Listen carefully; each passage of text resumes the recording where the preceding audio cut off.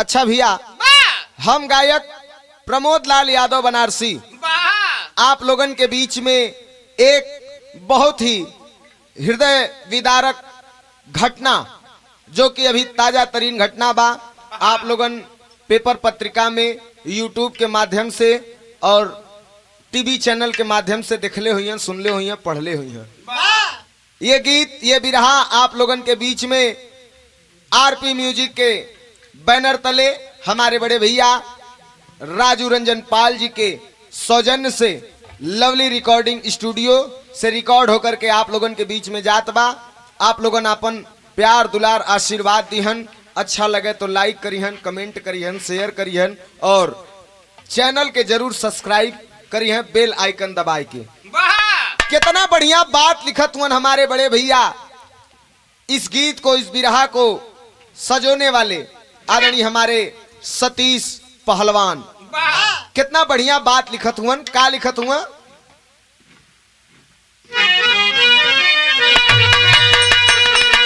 चंद मिनटों में क्या होगा कुछ ना पता, करता घमंड मानव जीवन पे अपने, जीवन ये पानी का है बुलबुला, क्षण में ही तो टूट जाते हैं सपने, सबसे ऊंचा बलिकाल माना गया, पड़ी दृष्टि जिस पर न बचती निशानी, क्या कहूँ कुछ कहा नहीं जाता है अब, रो पड़े कभी सतीश लिखते कहानी।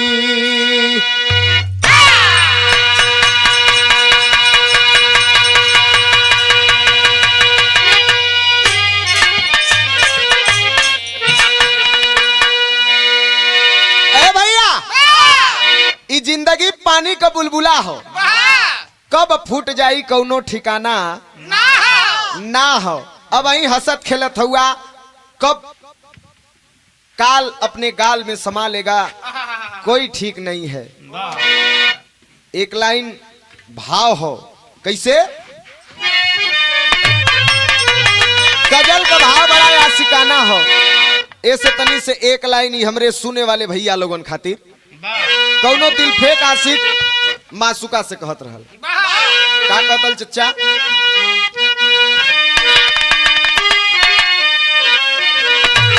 यह कलश कि जो अपनी खुशी से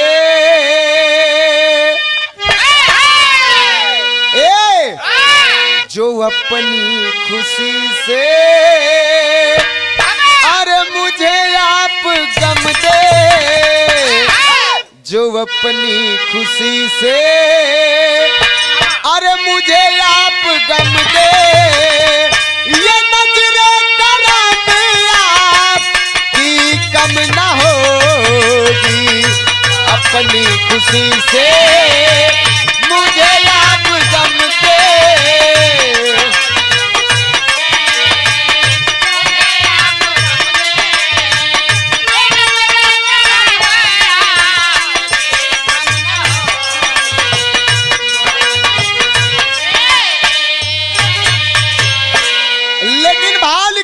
कवि जी, ये इंसान अगर धरती पे आयल है तो ई कटु सत्य है, जे आयल है ओके जाना भी है, ई कटु सच्चाई है।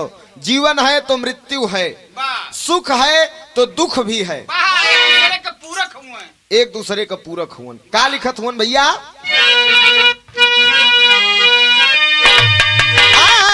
त जीवन या मृत्यु, जीवन या मृत्यु जिंदगी के पहलू,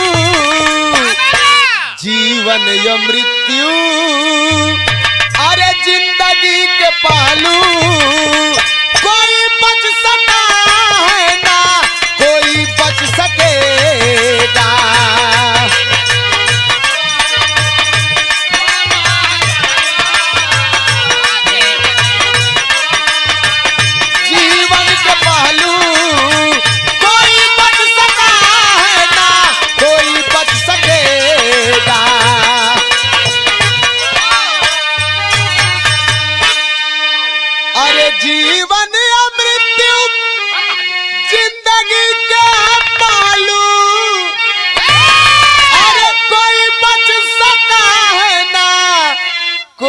बच सकेगा। लकीरों में क्या है कोई ये न जाने। लकीरों में क्या है कोई ये न जाने। कोई भी रहा ना कोई भी रहेगा।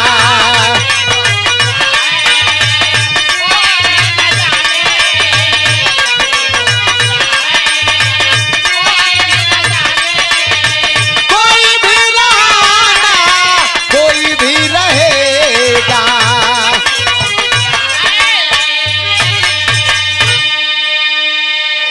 ए भैया, लकीरों में क्या है कोई भी न जाने। कोई यहाँ रह ना आयल हो, जे आयल हो सबके एक दिन जाना हो।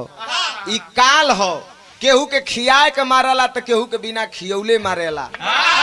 ओके जैसे आदेश मिली तैसे उ लेके जाई। लेकिन कहानी हो कैसे।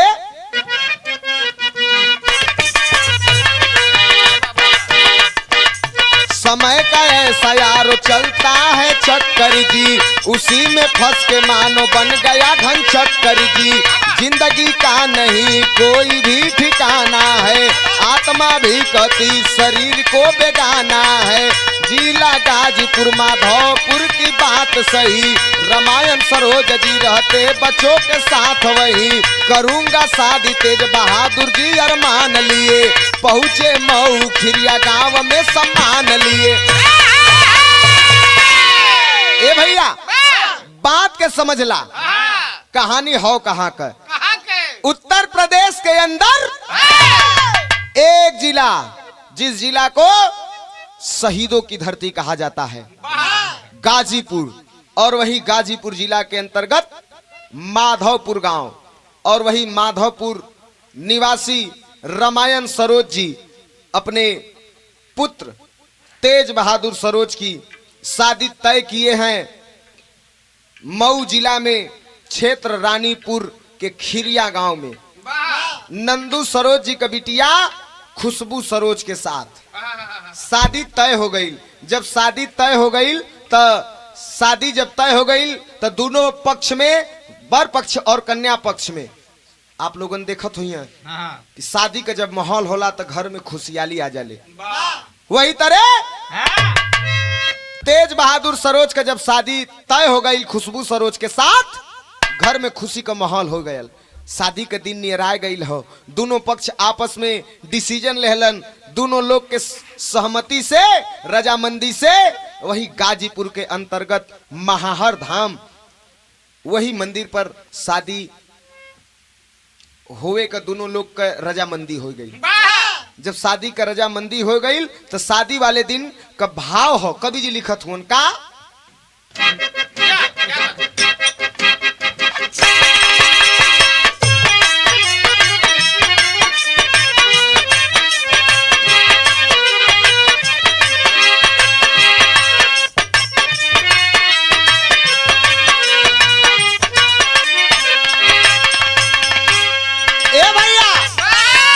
शादी वाले दिन लोग चल दिलन महाहर धाम पर। तब बरतिया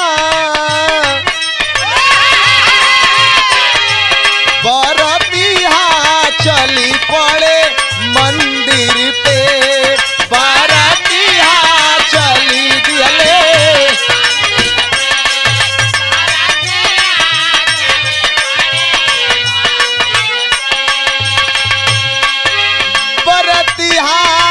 चली पड़े मंदिर पे।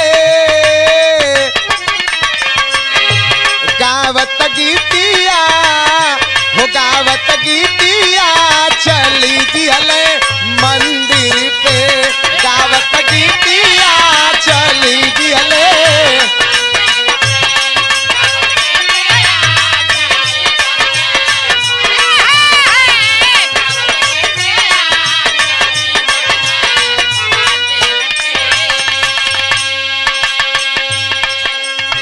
वर पक्ष पहिले पहुंची गईला धाम हो।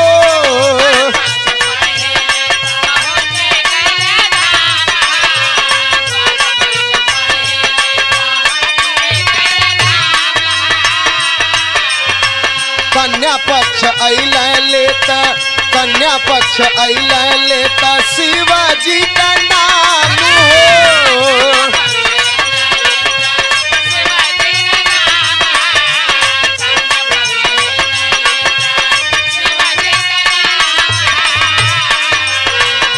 काल का फेरा चलल, काल का फेरा चलल, लौका दिनवा रतिया बरतिया, अरे बरतिया चली पड़े मंदिर पे, बरतिया चली पड़े।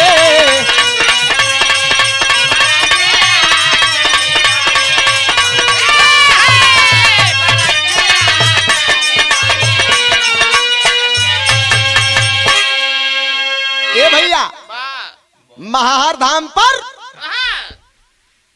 वर पक्ष के लोग अर्थात रामायण सरोज जी अपने पुत्र जो दुल्हा है तेज बहादुर सरोज जी को लेकर के सबसे पहले महाहर धाम पर पहुंच गए हैं। और यह खिरिया गांव से एक बस में सवार होकर के दुल्हन और कन्या पक्ष के लोग बैठ करके आ रहे हैं महाहर धाम पे। शंकर भगवान का नाम ले तो ही में गावत बजावत बड़ा खुशी हो, लेकिन के का पता हो कि काल अगवा मुंह बाय के बैठल है, भयल का तर्ज हो।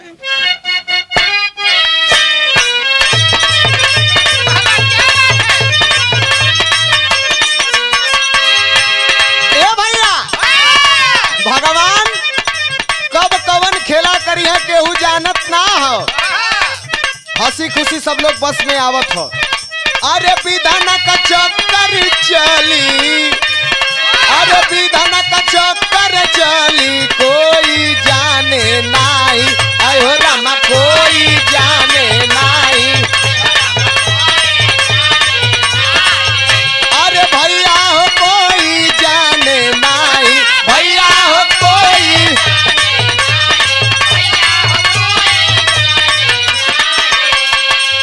अरे टूट जाई सजल महफिलिया, अरे टूट जाई सजल महफिलिया, केहू माने नाही, टूट जाई सजल महफिलिया, केहू माने नाही।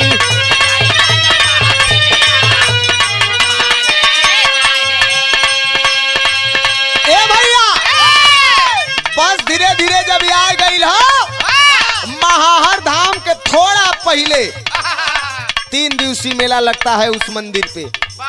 थोड़ा दूरी पे पुलिस कर्मियों द्वारा बस को रोका जाता है, और जब बस को रोका गया तो पुलिस ने बताया कि इस रास्ते से मत जाइए, एक दूसरा रास्ता बताए, और उस रास्ते से बस को घुमा के लोग लेके चल देलन। तो अगवा जब गईलन तो अगवा रहल का रहल, अरे 11,000 वोल्टेज वाला, अरे 11,000 वोल्टेज वाला हाई टेंशन तरवा।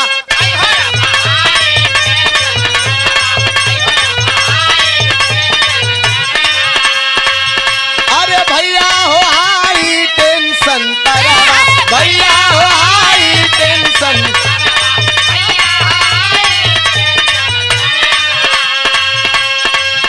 अरे सज गईल बसिया जाके, अरे सज गईल बसिया जाके, केहू बची है नहीं। ए भैया, बस आगे जब बढ़ती है तो एक हाई टेंशन का तार 11,000 वोल्ट की तार नीचे लटका हुआ है। जमीन से उतार का दूरी कम से कम 20 फीट का रहे के चाहिए, लेकिन वो तार नीचे लटका हुआ है। बस वाला सोच रहा है कि कैसे आगे बढ़ाएं, क्या पता ये तार कहीं बस में तो न सट जाएगी। लेकिन लोगों ने बोला कि एक काम करिए, धीरे धीरे बस को निकालिए, पार हो जाएगी। बस वाला धीरे धीरे बस को आगे बढ़ाने लगा है। जब धीरे धीरे बस के आगे बढ़ावे लगल तो जैसे ही तार के करीब में वो बस पहुंचती है तो 11,000 वोल्ट का करंट उस तार में दौड़त रहल। कुछ दूरी रही आदमी तब वो घींच ले चुंबक की तरह, बस में सट जाती है वो तार और तुरंत आग लग जाती है। अरे बाप रे बाप, अफरा तफरी मच गई, धू धू करके बस जले लगल। और जब जले लगल तब भयल का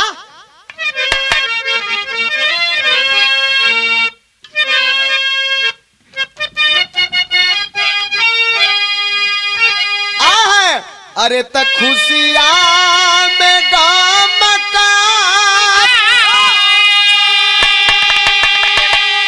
अरे बदरिया हो छाई गईली। अरे मुहबाए काला खड़ा सोझनी रे मोहिया। अरे अगिया लगल बस में चीख चिल्लाहट मचल। अरे जनवा बचावे खातिर सुझन उपैया। अरे सिसवा के तोड़ केहू बाहर केहू कूद गईले। अरे अगिया के रूपा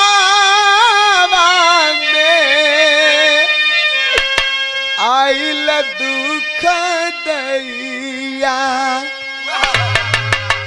ए भैया, बस में आग लग जाती है और वो दुल्हन खुशबू सरोज बस में से एकाएक कूदती है बाहर।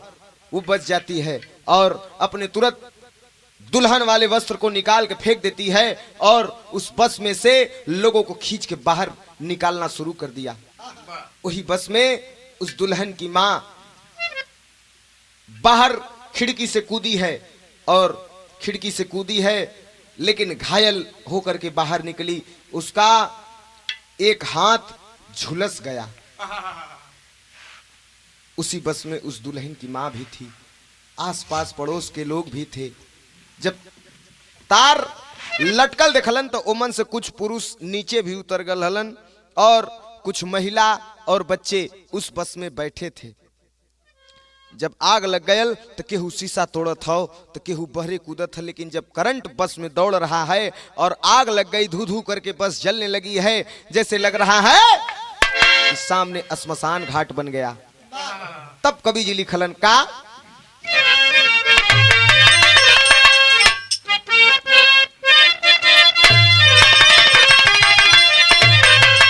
अरे बंधनवा कैसे मंदिर में बधी। अरे बंधनवा कैसे मंदिर हो, बंधनवा कैसे मंदिर में बधी। अरे आग में जर के राख कुल हो गयल सपनवा। आग में जर के राख हो गयल कुल सपनवा, बंधनवा कैसे मंदिर में बजी।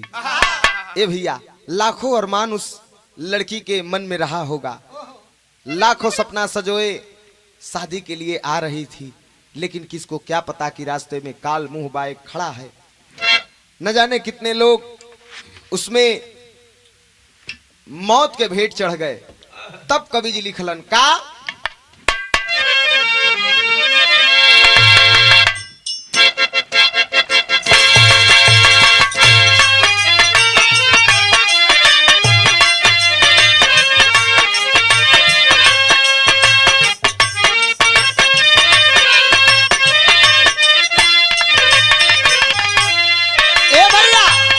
बस में आग लगल है, बस जल रहल है।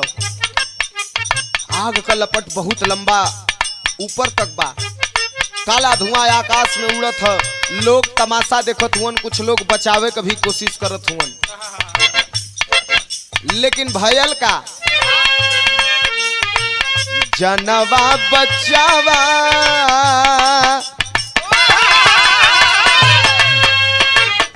जनवा बचावा बस आवाज सुना ले रामा। जनवा बचावा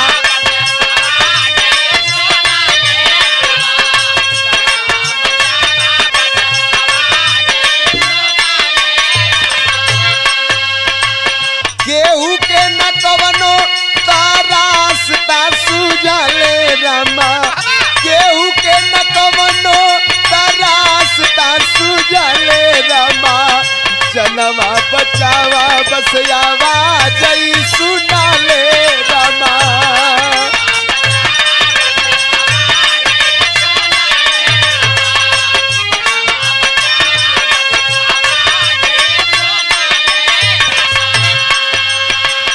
बसिया के भीतर जाबा पहुँचल गिनिया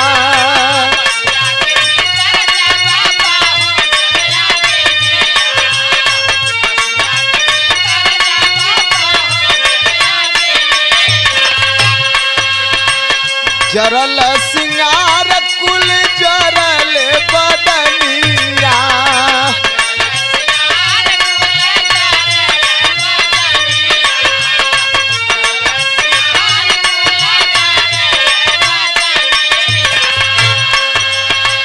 कौनो नाही केहू के तपतिया सुझले रमा कौनो नाही केहू के तपतिया सुझले रमा जनवा बचाला बसयावा जई सुनाले रमा जनवा बचाला बस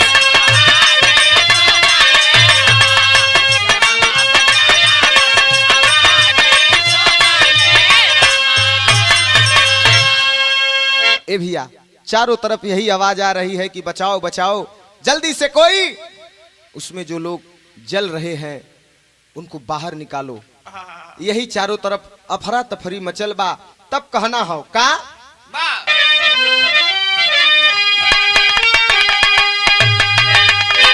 अरे के कर जगत में का बाटे लिखनिया भैया मालूम ना कवन दिनवा अंत हो जाई रहिया भैया मालूम ना।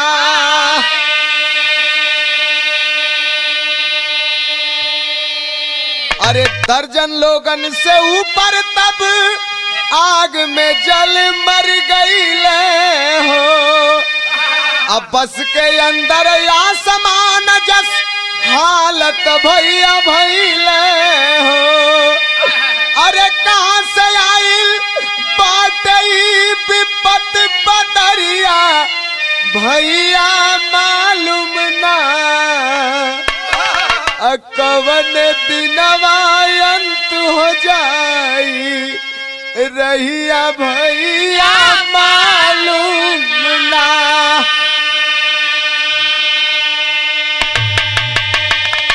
आय है कब के कर भगवान लिखले हुवन केहू ना जानत बा।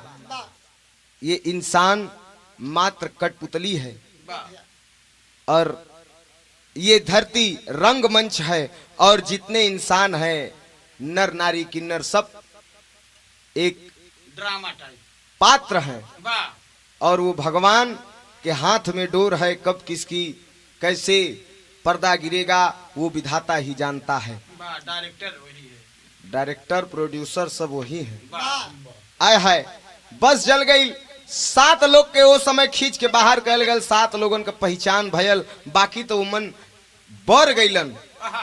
11,000 का वोल्टेज जो ने समय बस में आग लगल कितना लोग वही में बर गईलन और कुछ लोग के जब बाहर कल गए तो 7 लोगन का चेहरा समझ में आवत रहल जिनके लोग उनके निवास स्थान पर पहुंचावे का भी काम कैलन। लेकिन यह होत का हो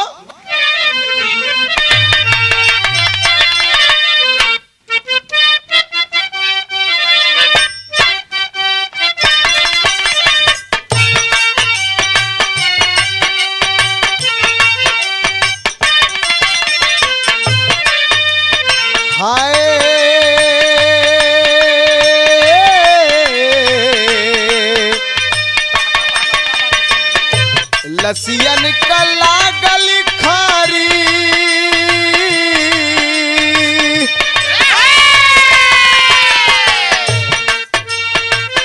लसियन का लागल खारी हाँ नसीब मंदिर पर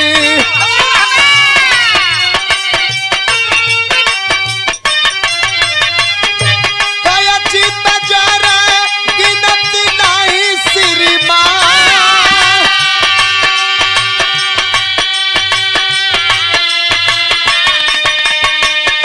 बसिया से बाहर तब, बसिया से बाहर तब दुल्हन खुदी हो गईली।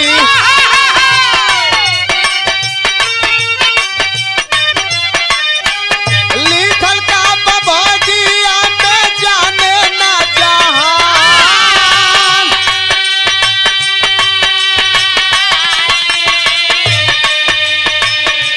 उहे होई हो जवन, उहे होई हो जवन कुछ चाहिए गोसैया रामा।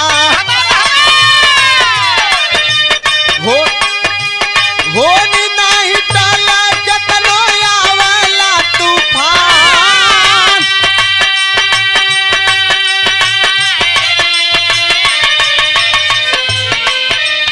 आए है उस बस में न जाने कितना मतारी बिटिया मौत के भेंट चढ़ गई।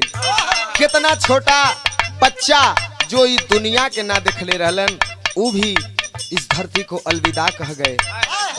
कितना लोग घायल हो गईलन। लेकिन बस के बाहर जो दुल्हन कूदी थी उस लड़की के साथ लोगों ने किया क्या। लड़की तो अफसोस कर रही है कि गांव पड़ोस टोला मोहल्ला हमके ताना मारी के एकरे बियाहे में इतना लोग मर गईलन, हमें लोग कुलच्छनी कही। लेकिन वहां पर मौजूद लोग सारी स्थिति को जानते हैं और जब जान गए तो एक काम किए। क्या? लेके दुल्हन के लोग मंदिरा पे अइला भैया।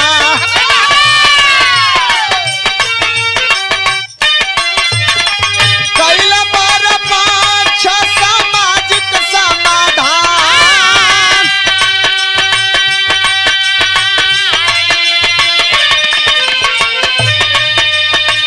रीत कुरीत के हो डोरिया के कटल रामा।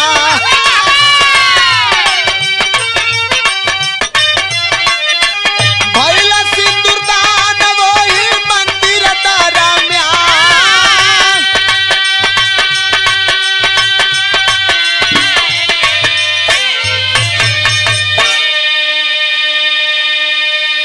अरे भैया वहीं पर कुछ लोग मौजूद थे। यह खबर मंदिर पर भी पहुंच गई है। जंगल की आग की तरह चारों तरफ यह खबर पहुंच गई। कुछ पत्रकार मीडिया साथी लोग पहुंचते हैं और उसको कैप्चर कर लिए। लेकिन उस लड़की को लेकर के लोग पहुंचते हैं महाहर धाम मंदिर पर और उस लड़के के सामने जब सारी बात पता चली है तो सारी रीति रिवाजों को मद्देनजर रखते हुए मात्र सिंदूरदान उस लड़की के मांग में एक चुटकी भर सिंदूर भरल गया। बस सिंदूरदान हुआ और वो लड़की ससुराल आई और ससुराल से वापस अपने फिर मायके अपने नैहर में गई क्योंकि वहां पर दुख पड़ा था। वहां पर गई है। ए भैया बड़ी लोग मौत के भेंट चढ़ गए। कवि जी लिखत हुआ का बड़ा कोटेशन पूर्ण लाइन है का।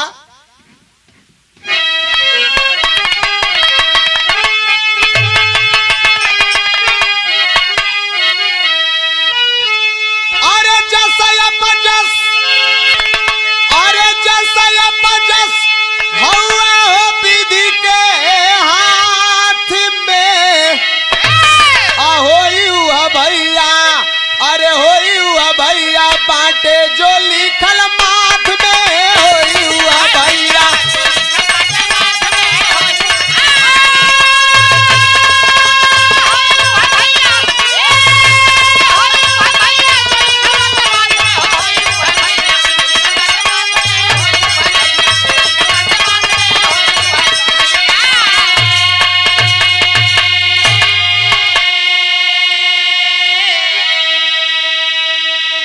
भैया जस अपजस ये सब भगवान के हाथ में हो।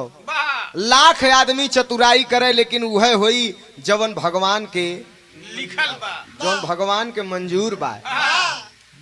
ए भैया जो मृत्यु के भेंट चढ़ गए, उत्तर प्रदेश सरकार द्वारा ऐलान किया गया कि मृतकों को 5 लाख रुपया और जो घायल हैं इस घटना में उनको 50,000 की राशि देने का ऐलान उत्तर प्रदेश सरकार ने किया है। रुपया पैसा आई लेकिन खत्म हो जाई भैया, लेकिन जेकरे घरे का कोई इंसान इस धरती के छोड़ के अलविदा हो गया वो दोबारा वापस नहीं आएगा। पैसा तो आई लेकिन वो खुशी दोबारा नहीं आएगी। कवि जी लिखत हुआ का, अरे कैला सिंदूरदान दुल्हा रीतिया निभाई, खुशबू सरोज के दुल्हन बनाई।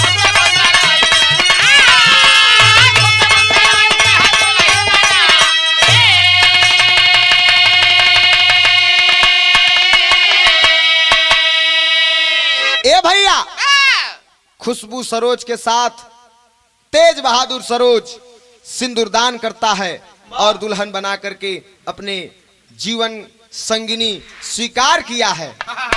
लेकिन ये देखा बड़ा चोटिल लाइन, बड़ा गहराई में डूब के इस लाइन के हमरे सतीश पहलवान भैया लिखलन का,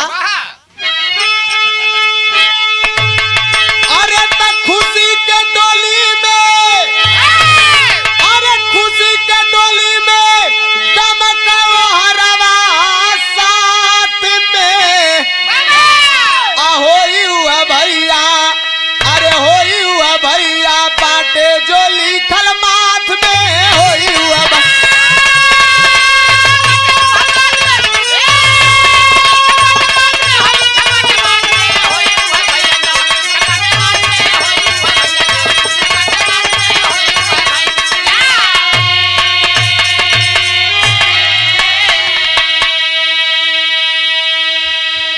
आज के पेपर पत्रिका में 13 मार्च 2024 आज के पेपर पत्रिका में साफ साफ अक्षरों में छपा हुआ था कि उत्तर प्रदेश सरकार ने जो घोषणा किया था 5 लाख रुपया मृतकों को और घायलों को 50,000 रुपया की राशि एवं दवाई उपचार फ्री।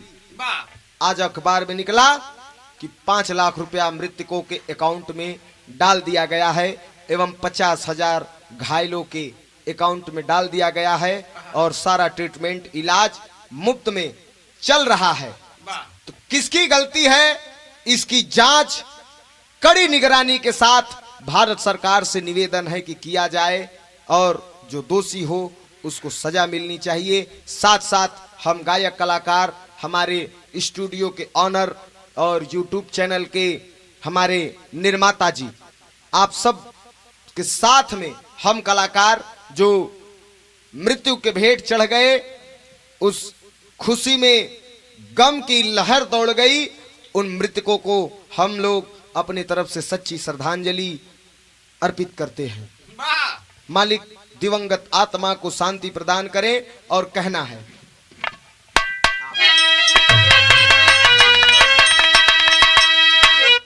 गुरु बिहारी, गुरु गणेश, गुरु रामलाल मुरबाका, स्वर्ग बसे चंद्रिका कवि बच्चन का विजय पताका।